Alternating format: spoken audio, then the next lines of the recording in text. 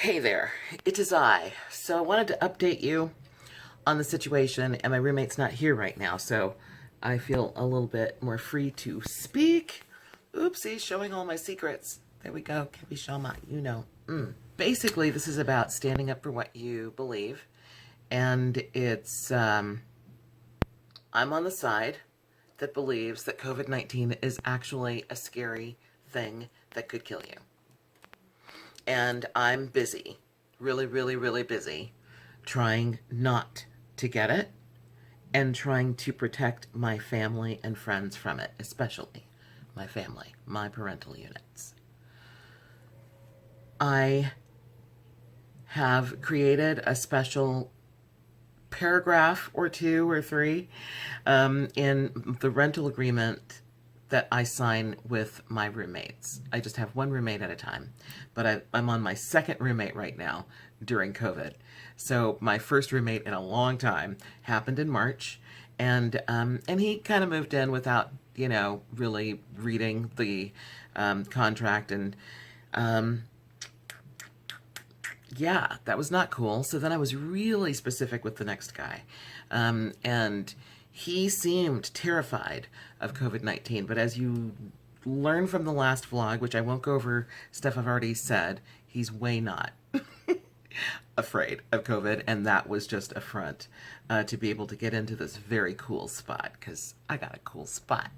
Anyway, so when I realized what was happening and what a fight I was going to be in, especially now with the COVID numbers going up so much, I was like, oh, no, no.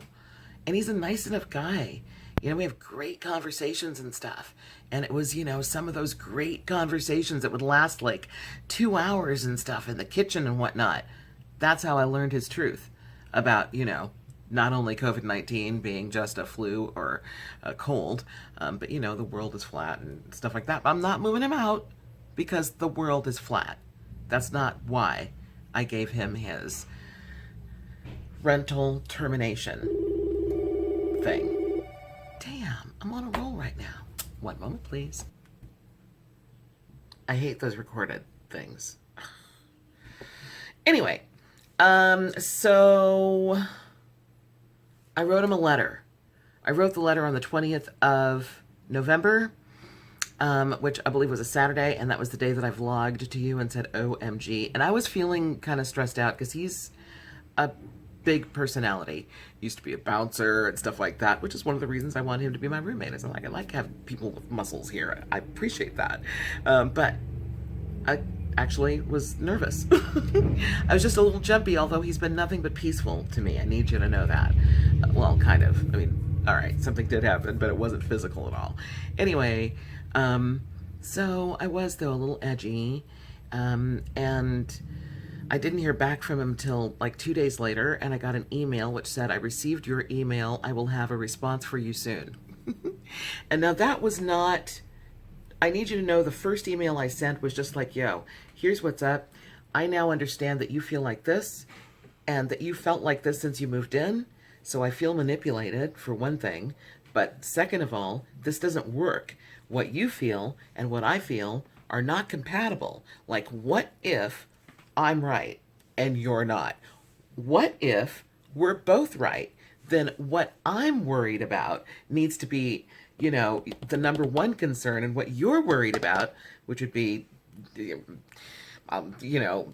putting and doing crazy, I'm flashing that shit across the screen. Anyway, what if? Okay. Oh my God. So I'm like, and I don't know what you're going to say to this. I have no idea what your response would be, but I really did the best I could to not judge, but to let him know that, for clarity, this is what the deal is supposed to be here.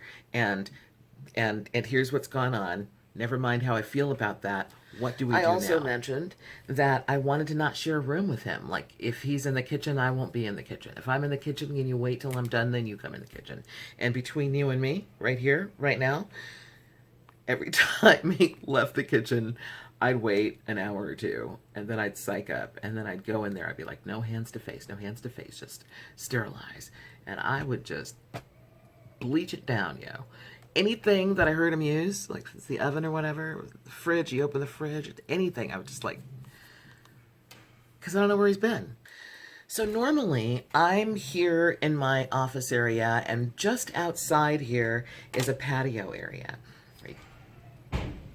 The wind is blowing so hard they're about to turn off our electricity, so I gotta go fast because I want to edit this, I want to get it to you and everything. So there's a nice little area out there, and he knows that I'm in here and I do my meditations, and I'm, just, this is my healing room in here. This little corner, I do administrative stuff, but the whole rest of the room is where I'm making music, and I'm in and out of this dimension. Literally. So he's outside and he's got his earplugs in and he's singing, no, wailing really loud. He's on purpose. He's trying to be obnoxious, singing fragments of songs. And luckily, these top 40 hip hop, rapish stuff that I know, so I'm cool with it. I dance to that. I'm all right, But it's so loud. It's like 10:30 in the morning, and he knows it's interrupting me. He knows it is. He heard me typing and focusing before he went out, and it's so loud. I'm worried about the neighbors. I mean, it's obnoxious wailing. It's really, really insane. I'm like, wow. So I'd heard this the day before, and I didn't react to it. I'm like, okay, I do believe he's trying to get a reaction from me. I mean, he's lived here for 7 weeks and this has not happened. So I go over and I open the Venetian blinds. I'm like, let me just open them. I'm like, who's going to have that reaction? I'm not going to say anything. I'm just going to open them. Just make sure he's aware that I'm here. He's wailing. I pull them open. I slide the window open. He's still wailing. So now I just stand there like this, and he's sitting on the ground and he's doing like stretches or something. And he comes up, and I guess he felt me. I mean, you're like minding your own business, and then all of a sudden you open your eyes, and here I am.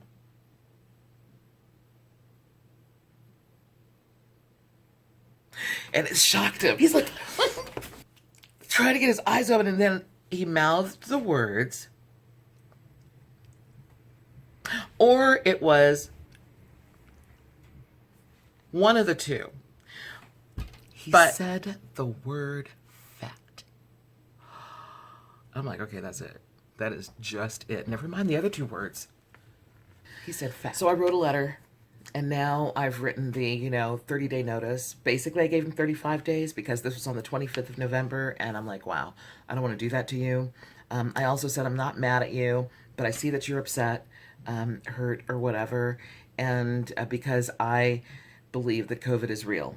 Okay, but I'm hoping that we can get through the rest of this time courteous to each other, because he just used some pretty vile words with me, and or at me, I said, and I said, I don't know if I just said this just now. If I did, I'm going to edit it, but the 25th of December would be 30 days, so I gave him 35 days to the 1st, and I printed that out really fast.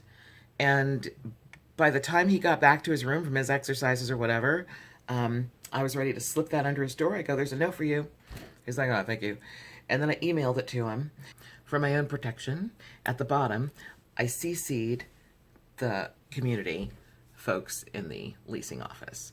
And I didn't really send it to them, really, but I said I did. And so now I get an email back from him a couple days later. And that would be after he goes to Thanksgiving. He goes to Thanksgiving and he comes back, and I'm like, oh my God, he's gonna be just a walking cootie. I have no idea how many people were at his Thanksgiving function. I just know he was really looking forward to it, and it was given by one of his best friends, another single person who loves to give parties. So anyway, I consider him a walking, potentially asymptomatic time bomb of a COVID-19 amoeba thing. He wrote me back and said, got your thing. I'm not angry at all. And sometimes I like to listen to my headphones, and I sing parts of songs, And so I don't know what you think you heard, but I did not say anything about you. It was part of the song. I'm here to tell you right now, I knew every single song he was singing, and none of them had that particular 3-word lyric set in it. So, but I didn't argue at all. He said, and you haven't been like talking to me, and so and that's not true. I just keeping my space, Oh, Lord. Anyway, he said, so I found a place, I found a condo, and so now I get to have my own place, and I probably going to end up buying this place, so that really works out. Thank you so much. You're the best. And I think the "you're the best" was sarcastic. But I do believe that he found a cool place that he likes. I don't know where it is, what it is, but right on. Could be a little bit of an exaggeration so that he feels okay, because I did say you have to go. And he's a pretty prideful man, so maybe. But this was me standing up for me. And that's been a big thing for me during COVID-19. There have been a bunch of these situations that have come up, stuff from back in my history, where I needed to stand up for myself. And I needed to say, hey, here's what this feels like for me, and not be such a people pleaser that my most important thing be about, how they feel. How about, me? And in this situation, it is potentially life and death. What if I'm right? What if? Okay, God, the conspiracy theory things, I love them. I love conspiracy theories. I think they're so cool. But this one, I just really believe that COVID-19, whether man-made or not, is an actual danger. Danger. Will Rogers. Okie dokie, I'm going to edit that part out. I think that's everything. So he moves out on Friday morning. By Friday morning, the 5th, he'll be gone. And so basically, he doesn't realize it, but he has gifted me the rest of the month by myself if I want, which I probably will. But I'll be looking for another roommate at the same time. And, yeah, I feel good about this. I mean, kind of bad. I haven't talked to him, and it's been a little edgy. So, I envision myself saying to him, hey, are you really happy about your new place? And then he's going to say, yeah, I really am. And I'm going to be like, yeah, okay, I'm really glad. I'm really, glad that I could help get you here from Louisiana. And then I'm sure it's been much easier to move from here to your new place than it was to move from out of state to here. So glad I could help in that respect. Something. Just be nice, right? Happy holidays. Damn. So that's what happened. I'm not going to bow to peer pressure. My Christmas light guy was just here. God bless him. I told him I didn't have enough money. He's like, whatever. I'm like, oh my God, I love you. So, what are you doing on my roof? But I love you, and you're so cute. I'm going to put pictures of you on my Facebook. I'm going to do that in a bit. But anyway, yeah, he's like, yeah, I think it's all bullshit. And then I let him know I have a friend who died from COVID-19. And I have another friend or two who've been really, really, really sick. For real. He's like, oh, wow, really? And that's what I get from most people who are wishy-washy on it. It's because they haven't talked to anybody who really, really knows anybody, who really, really, really had it, who really, really, really died or something. I don't know why we have to go all that dramatic on it, but it's just a sad statement that we're in this particular time where we can't trust officials. But I hope that with the changes that are afoot, that we can get back to that. Seriously. All right, then. I've talked too long, and I have to edit this like crazy. I hope that you guys are well. And, yeah, happy holidays. Talk to you soon. Bye.